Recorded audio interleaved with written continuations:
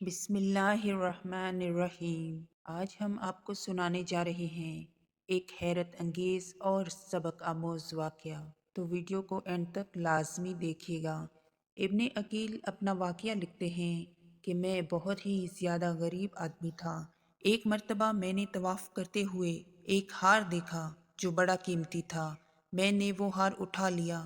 میرا نفس چاہتا تھا کہ میں اسے چھپا لوں، لیکن میرا دل کہتا تھا ہرگز نہیں، یہ چوری کا ہے، بلکہ دیانتداری کا تقاضا یہ ہے کہ جس کا یہ ہار ہے اسے میں واپس کر دوں۔ چنانچہ میں نے طواف میں کھڑے ہو کر اعلان کر دیا کہ اگر کسی کا ہار گم ہوا ہو تو آ کر مجھ سے لے لے۔ کہتے ہیں کہ ایک نابینا آدمی آیا اور کہنے لگا کہ یہ ہار میرا ہے اور میرے تھیلے میں سے گرا ہے۔ میرے نفس نے مجھے اور بھی ملامت کی کہ ہار تو تھا بھی نابینا کا، اس کا کسی کو کیا پتہ چلتا، چھپانے کا اچھا موقع تھا، مگر میں نے وہ ہار اسے دے دیا۔ نابینا نے دعا دی اور چلا گیا۔ کہتے ہیں کہ میں دعائیں بھی مانگتا تھا کہ اے اللہ میرے لیے کوئی رزق کا بندوبست کر دے۔ اللہ کی شان دیکھیے کہ میں وہاں سے ہلا آ گیا۔ یہ ایک بستی کا نام ہے۔ وہاں کی ایک مسجد میں گیا تو پتہ چلا کہ چند دن پہلے امام مسجد فوت ہو گئے تھے۔ لوگوں نے مجھے کہا کہ نماز پڑھا دو۔ جب میں نے نماز پڑھائی تو انہیں میرا نماز پڑھانا اچھا لگا۔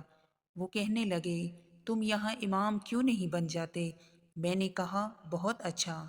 میں نے وہاں امامت کے فرائض سر انجام دینے شروع کر دیے۔ تھوڑے دنوں کے بعد پتہ چلا کہ جو امام صاحب فوت ہوئے تھے ان کی ایک جوان سال بیٹی ہے۔ وہ وصیت کر گئے تھے کہ کسی نیک بندے سے اس کا نکاح کر دینا۔ مقتدی لوگوں نے مجھ سے کہا جی اگر آپ چاہیں تو ہم اس یتیم بچی کا آپ سے نکاح کر دیتے ہیں۔ میں نے کہا جی بہت اچھا۔ چنانچہ انہوں نے اس کے ساتھ میرا نکاح کر دیا۔ شادی کے کچھ عرصے کے بعد میں نے اپنی بیوی کو دیکھا کہ اس کے گلے میں وہی ہار تھا جو میں نے طواف کے دوران ایک نابینا آدمی کو لوٹایا تھا۔ اسے دیکھ کر میں حیران رہ گیا۔ میں نے پوچھا یہ ہار کس کا ہے؟ اس نے کہا یہ میرے ابو نے مجھے دیا تھا۔ میں نے کہا آپ کے ابو کون تھے؟ اس نے کہا وہ عالم تھے، اس مسجد میں امام تھے اور نابینا تھے۔ تب مجھے پتہ چلا کہ اس کے ابو وہی تھے جن کو میں نے وہ ہار واپس کیا تھا۔ میں نے اس کو بتایا کہ یہ ہار تو میں نے ان کو اٹھا کر دیا تھا۔ وہ کہنے لگی کہ آپ کی بھی دعا قبول ہو گئی اور میرے ابو کی بھی دعا قبول ہو گئی۔ میں نے کہا وہ کیسے؟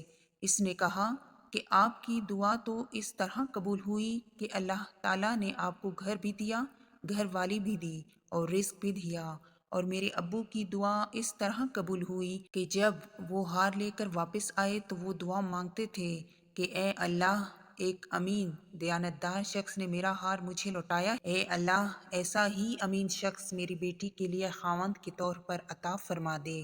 اللہ نے میرے باپ کی دعا بھی قبول کر لی اور آپ کو میرا خاوند بنا دیا۔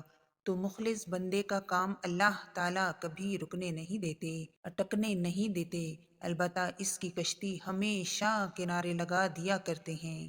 سبحان اللہ۔